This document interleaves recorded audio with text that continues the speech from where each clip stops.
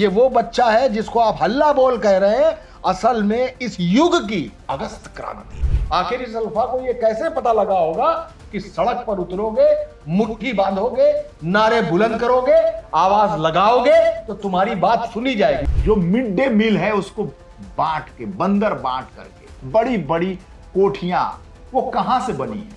इसी ये पानी वाली जो दाल है ना, यहीं से बनी है साहब। हद है बेशर्मी की, हद है भ्रष्टाचार का भाई, कि आप स्कूल में जो बजट जा रहा है उसके संग ऐसा कर रहे हैं। बच्चों को आंगनवाड़ी में जो पुष्टाहार जा रहा है उस पर किसी माफिया का राज है। ये जनरेशन ही राजस्थान, उत्तर प्रदेश, मध्य प्रदेश, जहां जहां भी जैन अल्फा आंदोलन कर रही है, ये आंदोलन उन रीलों की पैदाइश है जिसमें उसने ये जान लिया है कि हम भी मुट्ठी बांधकर हवा में लहराकर नारे लगा सकते हैं, व्यवस्था को सुधार सकते हैं। प्राइवेट स्कूलों के मनमानी नहीं चलने देंगी, उनकी मनमानी ही चलेगी, तुम्हार नहीं चल रही है। 2029 में ऐसे कम से कम 30 लाख बच्चे वोटर बन चुके होंगे। 2029 में 30 लाख नए वोटर ये बच्चे बन चुके होंगे। और किसी पार्टी को सरकार बनाने के लिए चाहिए क्या? वोट। ये वोट है।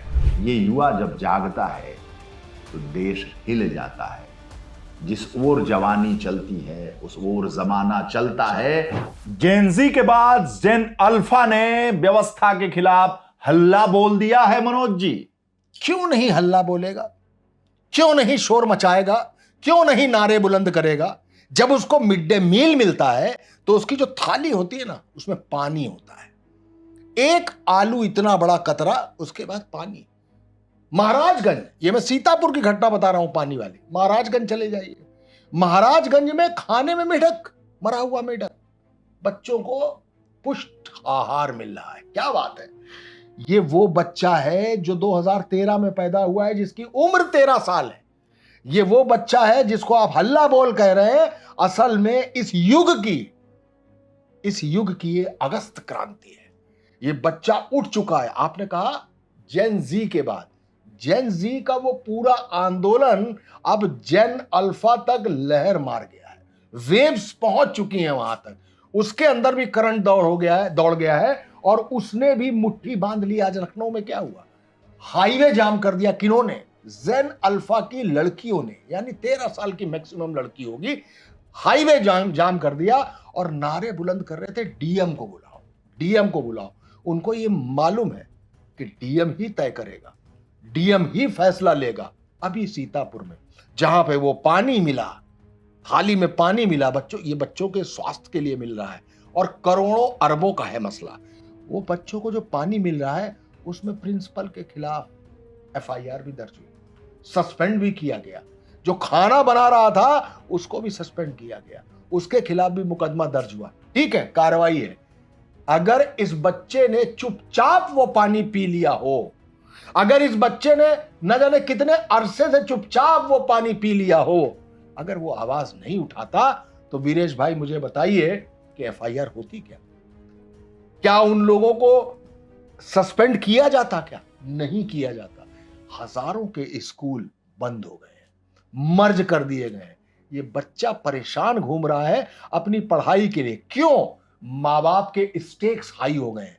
वो चाहते हैं कि उनका बच्चा इंजीनियर बने, डॉक्टर बने, कंप्यूटर साइंस में आगे बढ़े। लेकिन कैसे बढ़ेगा? अभी लाल किले के प्राचीर से 15 अगस्त वाले दिन प्रधानमंत्री ने घोषणा की, युवाओं के बारे में बात की कि इस युवा को ही हमें आगे बढ़ाना है, इस युवा को ही, यही हमारा मेन टारगेट है। और उन्होंने कहा कि मुफ्त कोचिंग की व्यवस्था की जाएगी। मैं साफ तौर पर कहता हूं कि पहले टीचर का इंतजाम तो हो जाए, पहले टीचर तो हो जाए, उसके बाद कोचिंग का नंबर आएगा जिनको मुफ्त कोचिंग दी जाएगी। लेकिन ये खाना, टीचरों की ये हालत कि टीचर है ही नहीं पढ़ाने वाला। राजस्थान में तो बस का किराया ऐसे बढ़ा दिया गया, अचानक उन बच्चों को फीस में बस का किराया बढ़ा के दे दिया गया। एक जगह, मैं नाम भूल गया उस जगह का, बच्चों ने, लड़कियों ने खासकर अपने आप को स्कूल के कमरे में बंद कर दिया। सारी स्कूल खुद को लॉक कर लिया अंदर। बोली हमीरपुर, फतेहपुर, कन्नौज, कहां सब जगह हो रहा है। उन्होंने अपने आप को कमरे के अंदर बंद कर लिया और ये कहा कि जब तक हमसे टीचर और कर्मचारी सही ढंग से बात नहीं करेंगे, हम तब तक अपना आंदोलन नहीं खत्म करेंगे। मतलब उनसे बात भी बदतमीजी से की जाती है। ये वो पीढ़ी नहीं है सर, इस पीढ़ी को समझने की जरूरत है। ये आपको सम्मान देगी, लेकिन सम्मान आप इनसे जबरन नहीं ले पाएंगे। जैसे आपको और हमको बचपन में सिखाया जाता था, चलो उनके पैर छुओ, चलो उनको प्रणाम करो, चलो उनके लिए चाय लेके आओ।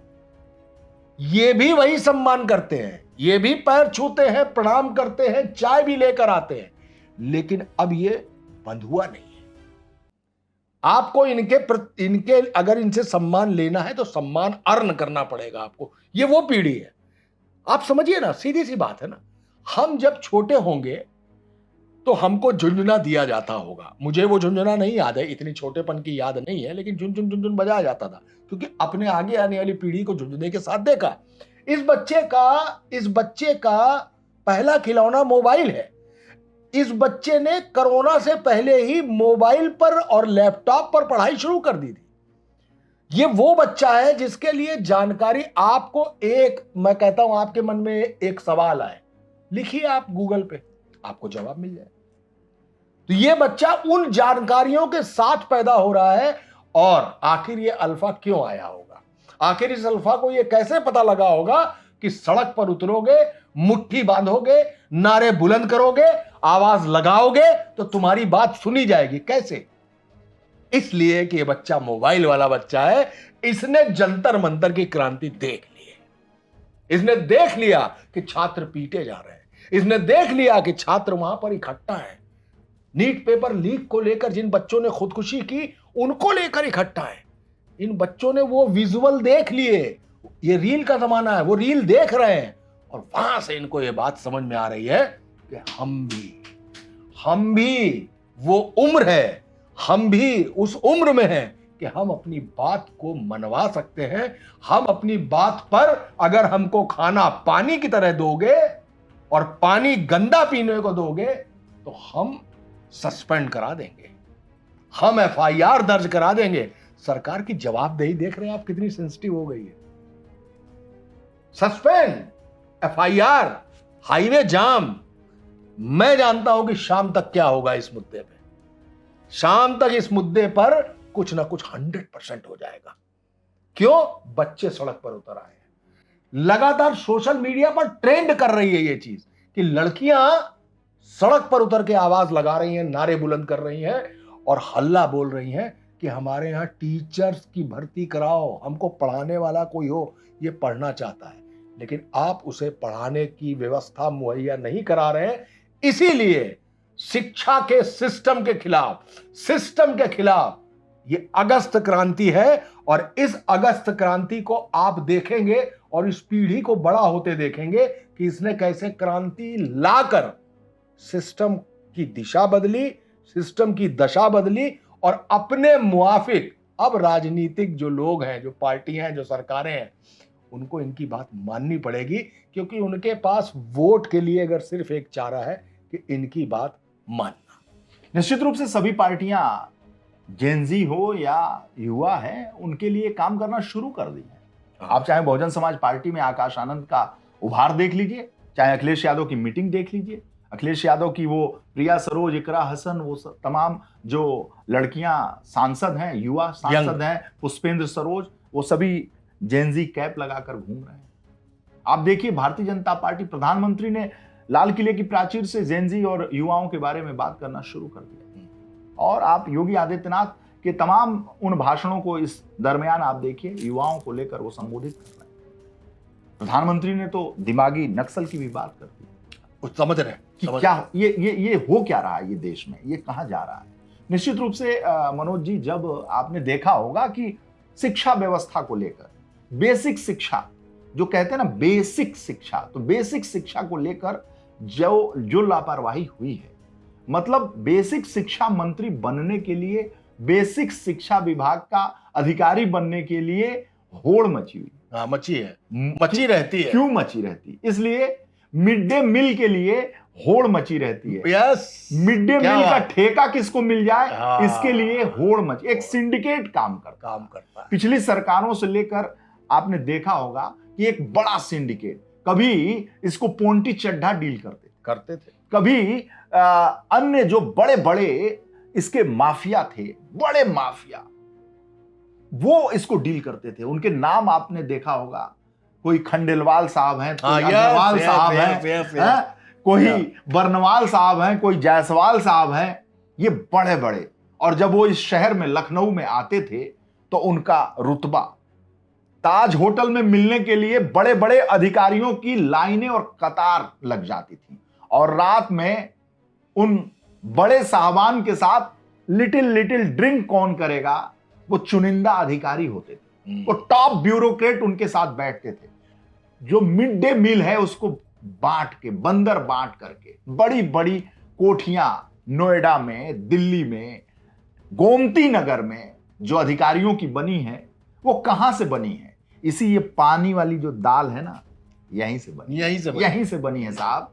फर्नीचर की सप्लाई, कलम दवात की सप्लाई, डस्टबिन की सप्लाई, ठीक बात है, दाल की सप्लाई, पुष्टाहार की सप्लाई, बाल विकास पुष्टाहार, महिला कल्याण, हाँ, समाज कल्याण है, अल्पसंख्यक कल्याण, ये जितने भी कल्याण है, मुझे लगता है ये व्यक्तिगत कल्याण कर गए। व्यक्तिगत कल्याण के लिए ये जो भड़ास जो है ना, अब निकला है। ये जो मोबाइल क्रांति है, वो अगस्त क्रांति के तौर पर देखने को मिल रही है, क्योंकि लोग सचेत हो रहे हैं। आपके घर के जो युवा हैं मोबाइल पे हैं, वो देख रहे हैं कि अच्छा क्या चल रहा है, अच्छा रील पे चल रहा है। तभी तो प्रधानमंत्री कहते हैं कि ये रील वाली नस्ल है, ये रील वाली जनरेशन है, और इस जनरेशन को पूरा इंटरनेशनली कनेक्ट है। वो जब बच्चा रोता है तो गब्बर सिंह का वो जो डायलॉग नहीं है कि मां कहती है कि चुप हो जा वरना गब्बर आ जाएगा। अब जब बच्चा रोता है तो मां कहती है कि चुप हो जाओ, हाथ में ये मोबाइल है, ये एयरटेल है, ये जियो है, खेलो इससे, जितना खेल सकते हो खेलो, इंडिया खेलो। तो खेल रहा है, और उसी खेलते खेलते वो देख ले रहा है कि आखिर हो क्या रहा है, इस देश में क्या हो रहा है, और जरूरत किस बात की। ये जो आप सड़कों पर बैठे हुए जेन अल्फा को देख रहे हैं, जेनजी की क्रांति को आपने देखा, झारखंड में अभी जो हो हल्ला हंगामा चल रहा है सड़कों पर, सरकार को झुकाने पर आमदा है ये युवा जब जागता है तो देश हिल जाता है। जिस ओर जवानी चलती है उस ओर जमाना चलता है। अभी तो ये जवान भी नहीं, एडोलोसेंट है 13 साल के, अभी तो ये जवान भी नहीं हुआ, और ये जब इनकी जवानी अंगड़ाई लेगी तो हिलोरे मारेगा ना, बिल्कुल मारेगा। ये होने से एक बात तो है जो मैंने शुरू में कहा कि व्यवस्था के खिलाफ हल्ला बोल दिया, भ्रष्ट व्यवस्था के खिलाफ हल्ला बोल। आप सोचिए कि जो भ्रष्टाचार है उसकी चूलें हिलाने के लिए ये खड़े हो चुके हैं। अब इनको समझ में आएगा, अब ये छोटे छोटे जो स्कूल हैं, ये सबको यहाँ समझ में आएगा। पुष्टाहार की बात की आपने, उसमें पंजीरी बननी होती है, वो पंजीरी आंगनबाड़ियों में बिकती है जी, मतलब भेजी जाती है, उसमें टैगिंग भी हुई, जियो टैगिंग भी की गई तमाम, लेकिन उसके अंदर बादाम भी होना चाहिए, पिस्ता भी होना चाहिए, काजू भी होना चाहिए, मतलब बच्चों के विकास के लिए, उनका शारीरिक विकास, उनके अंदर प्रोटीन्स कैसे जाए, मिनरल कैसे जाए, इसके लिए होता था। लेकिन भाई साहब वो पंजीरी जो है वो वैसी भी नहीं होती थी जैसी हम और आप प्रसाद में बांट दिया करते हैं। उस पंजीरी का जो पोषक था वो ठेकेदार खाते रहे, वो ठेकेदार पीते रहे, और बच्चों को वैसे ही जैसे मिड डे मील में आज पानी मिल रहा है, पानी में मेढक मिल रहा है। मेढक अपनी जगह बिल्कुल सही था, क्योंकि आप दे तो पानी ही रहे, इसीलिए वो चला गया था। मेढक की कोई गलती नहीं थी। अगर आपने दाल बनाई होती तो नहीं जाता, लेकिन आपने चूंकि पानी दे दिया तो पानी में मेढक। नवोदय विद्यालय क्या? नवोदय विद्यालय महाराजगंज, जहां बीजेपी के प्रदेश अध्यक्ष पंकज चौधरी सांसद, बताइए, सांसद हैं, केंद्रीय मंत्री हैं कि अरे उनके इलाके में नवोदय विद्यालय केंद्र से गाइड होता है ना, केंद्रीय योजना है, बिल्कुल। और राजीव गांधी के जमाने में ये आया था नवोदय विद्यालय, और केंद्र से संचालित, एचआरडी मिनिस्ट्री से संचालित होता है, और केंद्रीय मंत्री, सांसद, बीजेपी के प्रदेश अध्यक्ष पंकज चौधरी का इलाका है। वहां स्कूल में क्या मिल रहा है खाने को? मेढक। मेढक। मेढक मिल रहा है। और सीतापुर में क्या मिल रहा है? सीतापुर में पानी के अंदर हल्दी। हल्दी। हल्दी पानी खाइए। हाँ? हल्दी पानी खाइए। हाँ। ये वाली हालत हो गई है। आप कभी कभी स्टेशन के पास या कभी मंदिरों के बाहर जो भिखारी बैठे होते हैं, कभी आप गौर कीजिएगा, लोग ब्रेड बांटने जाते हैं। वो जो भिखारी भिक्षुक होते हैं ना, वो दृश्य बड़ा दर्दनाक होता है जब वो पानी में ब्रेड डुबो डुबो के खा रहे होते हैं, क्योंकि उनके पास रसा कोई नहीं है। वो रोटी जिस रसे के साथ खानी है, वो रसा पानी है, और आप बना रहे हैं। हद है बेशर्मी की, हद है भ्रष्टाचार का भाई, कि आप स्कूल में जो बजट जा रहा है उसके संग ऐसा कर रहे हैं। बच्चों को आंगनवाड़ी में जो पुष्टाहार जा रहा है उस पर किसी माफिया का राज है, वो अपने हिसाब से सब कुछ चला रहा है। ऐसा कैसे हो सकता है?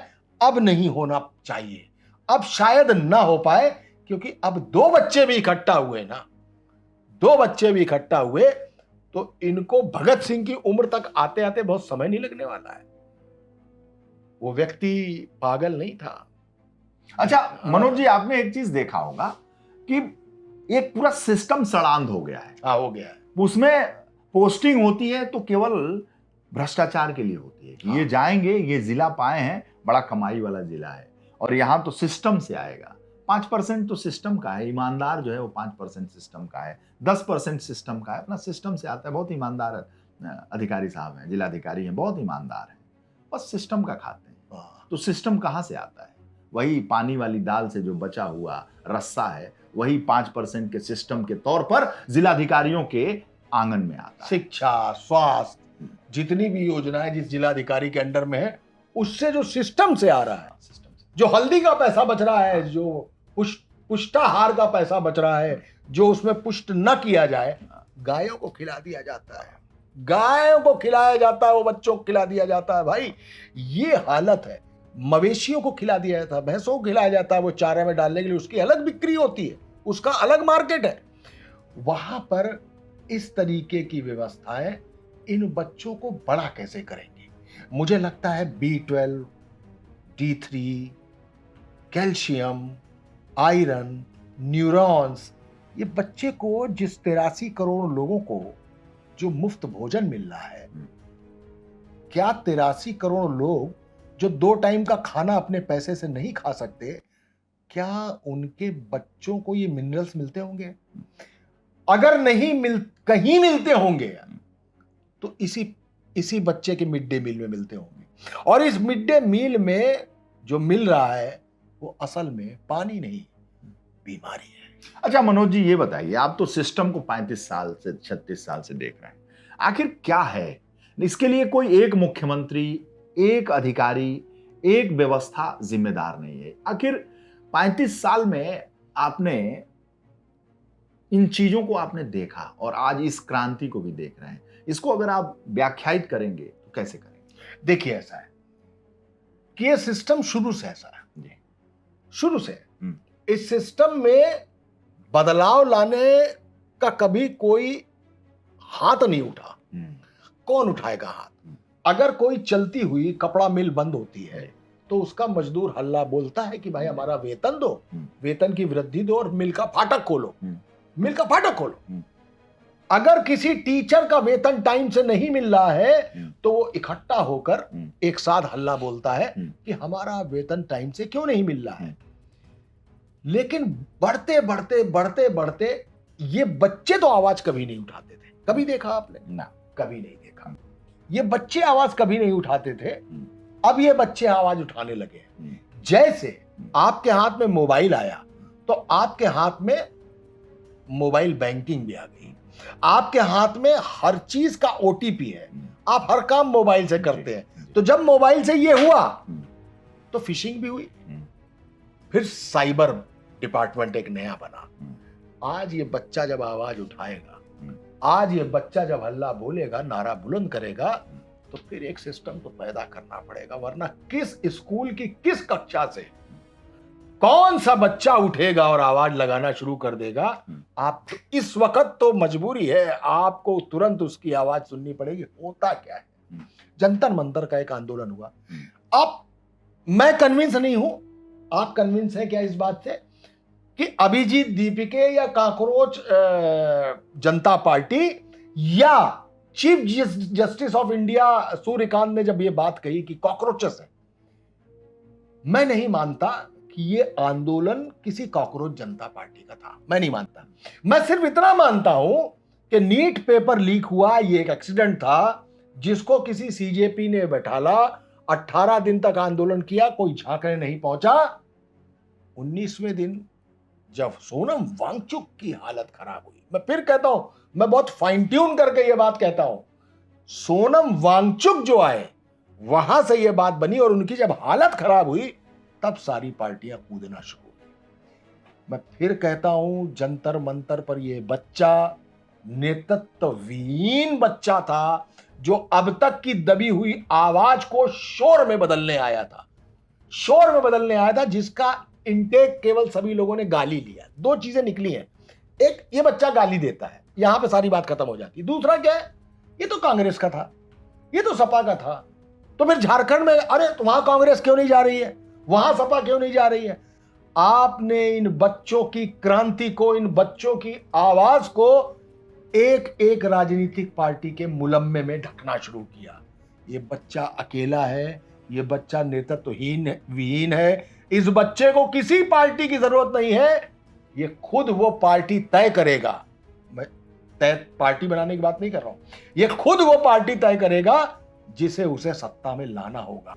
अगर आपकी सत्ता सुधरी हुई है, अगर आपका सिस्टम लीक प्रूफ है, अगर आपका सिस्टम उसको पानी की जगह दाल दे रहा है, अगर आपके सिस्टम में वो मेढक नहीं आ रहा है, अगर आपके पुष्टाहार में भूसा नहीं है, अगर आप किसी पोंटी चड्ढा और उसके मोहताज नहीं है, अगर सरकार पर इस पे बात नहीं सुनी गई, तो ये बच्चा अब आवाज उठा देगा।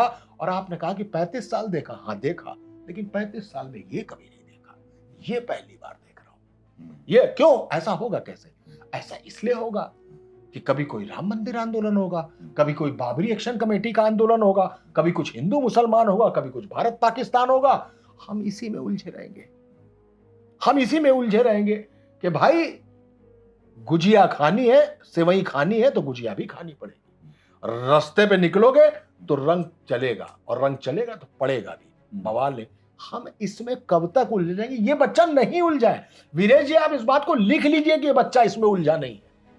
ये बच्चा दूसरी चीजें देख रहा है मोबाइल पे। इस बच्चे को अलग ज्ञान मिल रहा है इस मोबाइल। जब खुद प्रधानमंत्री कह रहे हैं रील की जनरेशन है, तो इस रील की जनरेशन के मुद्दे अलग है, वो अलग रील देख रही है, वो आपको नहीं सुन रही है, बेवजह की बातें नहीं सुन रही है।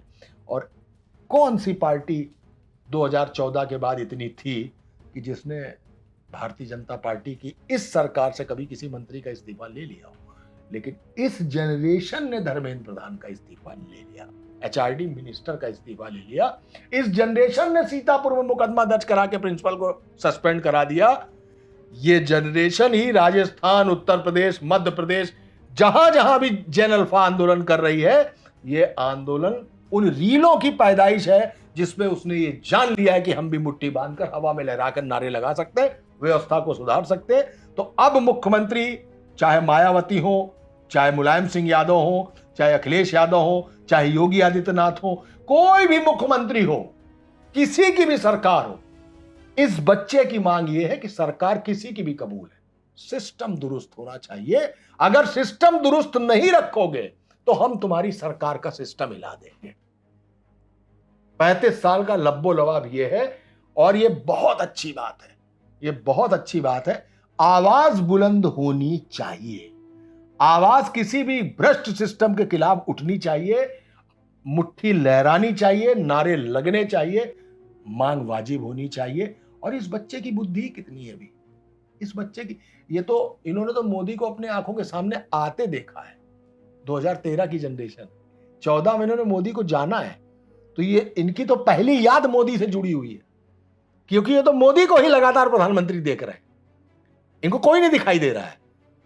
जरा सा गौर करेंगे तो इन्होंने उत्तर प्रदेश में भी सरकार केवल योगी की देखी है।